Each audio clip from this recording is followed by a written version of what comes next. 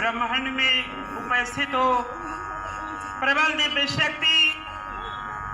जो हमें वक्ता बनकर बोलने और आप में श्रोता बनकर सुनने की दिव्य शक्ति को प्रज्वलित किया है, ऐसे प्रत्येक कण की में विद्यमान ज्ञान का संचार करने वाली मां सरस्वती के कमल चरणों को कोट कोट प्रणाम करते हैं। स्टेटमैन ऑफ इंडिया के रूप में उपस्थित ज्ञान और विद्वता के प्रतीक प्रधानाचार्य मां सरस्वती की असीम ज्ञान से अवसिंचित अपने ज्ञान और जिज्ञासा के कण कण से इस देश में शिक्षा के दिव्य प्रकाश को प्रज्वलित करने वाले शिक्षक बंधु, भारत की गौरवशाली परंपरा और विद्वता और महिला शक्ति को सशक्त अस्तित्व में बनाए रखने वाली शिक्षिका बहनों,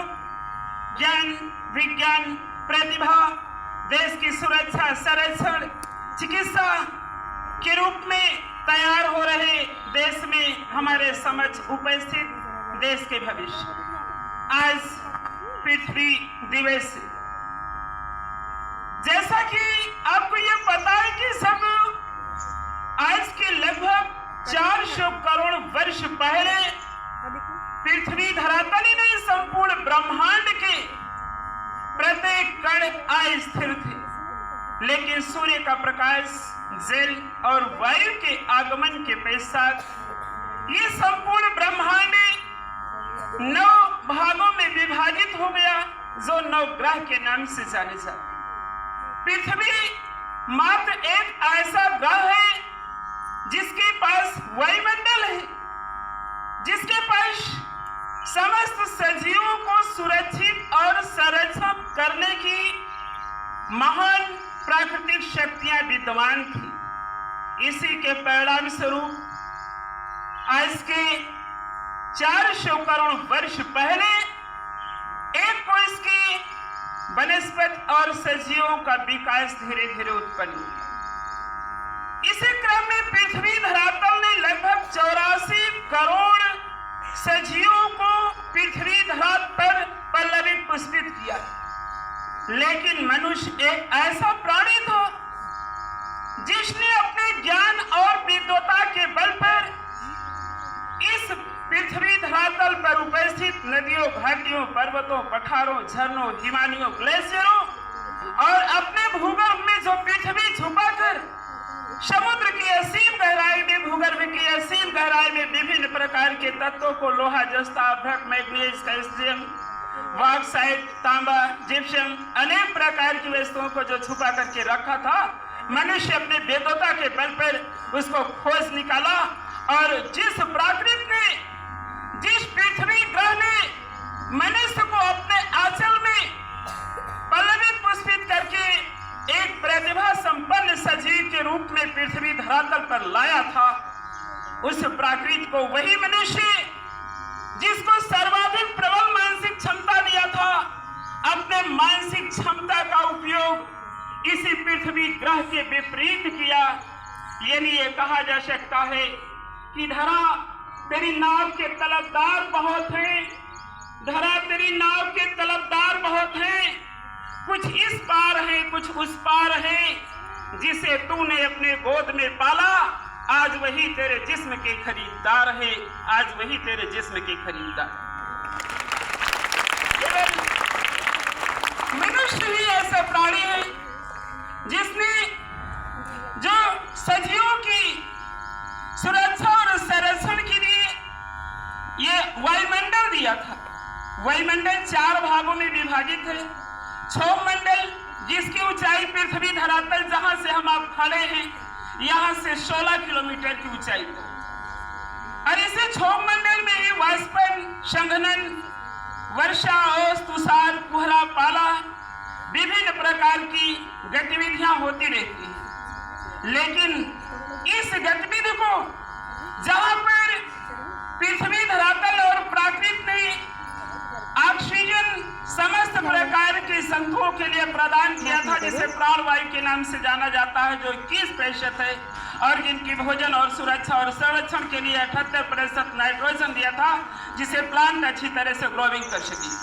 लेकिन मनुष्य आज इस स्थिति पर पहुंच गया, मनुष्य के विचार इतना ज्यादा निम्न स्तर के हो गए कि हाईटेक स्तर की डिग्रियां लेने वाला व्यक्ति, एक प्रतिभा संपन्न लेने वाले व्यक्ति के विचार इतने संकुचित हो गए हैं कि वो मार्केट से एक छोटा सा प्लांट खरीद कर ला करके अपने घर के आवास के गमले पर रखते हैं। क्या वो छोटा सा गमला किसी व्यक्ति को ऑक्सीजन देने के लिए पर्याप्त होता है? जरा सोचिए, आज के करोड़ों वर्ष पहले इस पृथ्वी धरातल ने करोड़ों पत्ते वाले वृक्षों को जन्म दिया था, जो हम आपको स्वस्थ और सुरक्षित और संरक्षित रखती थी। लेकिन आज हमारे विचार इतने संकुचित हो गए हैं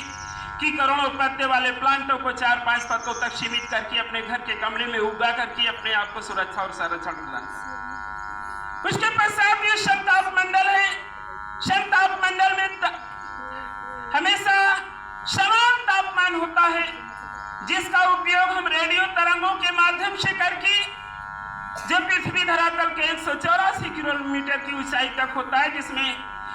कम्युनिकेशन रिसोर्स के संचार के साधनों को, सूचना और प्रौद्योगिकी को विकसित करने के लिए उसका उपयोग हमने किया। लेकिन इसके ऊपर की जो मंडल है, जिसे ओजोन परत के माध्यम से नाम से जानते हैं, ओजोन परत एक ऐसी परत है, सूर्य के प्रकाश के आगमन के साथ अल्ट्रावायलेट किरणें आती हैं, परावैंगनी किरणें आती हैं, जो समस्त सजीवों के लिए बहुत ही खतरनाक है, हानिप्रद है। लेकिन मनुष्य पृथ्वी धरातल पर CFC, क्लोरोफ्लोरोकार्बन, हाइड्रोकार्बन जैसी विषाली गैसों को इतना ज्यादा विस्तारित कर दिया, जिससे समस्त प्रकार के देशों से उगाई जाने वाली, विस्फोटित किए जाने वाले CFC, क्लोरोफ्लोरोकार्बन जैसी गैस अंटार्कटिका महाद्वीप के सामने एक बड़ा सा छिद्र कर दिया। आश्चर्य की बात यह है कि अंटार्कटिका महाद्वीप एक ऐसा महाद्वीप है जहां पर औसत 4 किलोमीटर की बर्फ जमा है, और ठीक उसी के सामने ओजोन परत का छिद्र सूर्य के प्रकाश को सीधा उसे प्रज्वलित कर रहा है। और यदि वो परत धीरे धीरे जो पिघल रही है, अगर पर्यावरण की सुरक्षा और संरक्षण और इस पृथ्वी की सुरक्षा पर ध्यान नहीं दिया गया, तो समुद्रों का जल स्तर 60 मीटर यानी 200 फीट तक बढ़ जाएगा, और जिसके परिणाम स्वरूप अनेक प्रकार की प्राकृतिक विपत्तियां मनुष्य को झेलना पड़ेगा।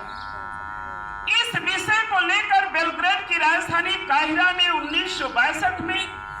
विश्व के विशिष्ट पर्यावरण चिंतकों ने एक सम्मेलन का आयोजन किया, जिसमें इस पर विशेष रूप से चिंतन करके गहरी चिंता व्यक्त किया और जिसकी सुरक्षा और संरक्षण के लिए कार्यरत। लेकिन आज भी दुनिया के कुछ ऐसे देश, भारत, चीन, अमेरिका, ऐसे देश हैं जिनकी विशिष्ट भूमिका पर्यावरण को दूषित करने में है और पृथ्वी धरातल को दूषित करने में। आज ये दिवस इसलिए है कि हम आप मिल करके ये संकल्प करें कि जिस पृथ्वी धरा ने हमको नैतिकता, विनम्रता, शालीनता, शिष्टता संस्कार दिया है, हम इसकी सुरक्षा संरक्षण के प्रति वचनबद्ध हो जाएं और हमेशा प्रकृति के साथ चलें। मैं ज्यादा नहीं बोलना चाहता, आज अपनी वाणी को यही विराम देता हूँ। जय हिंद।